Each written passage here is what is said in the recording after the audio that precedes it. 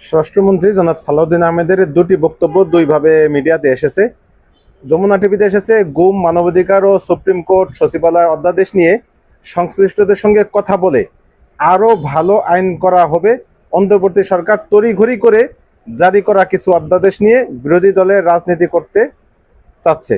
অর্থাৎ তিনি বুঝাইতে চাইছেন যে তড়িঘড়ি করে কিছু আইন করেছে, অধ্যাদেশ করেছে বিগত তত্ত্বাবধায়ক সরকার বা ইন্টারিম গভর্নমেন্ট, যেটা আসলে ভালো হয়নি।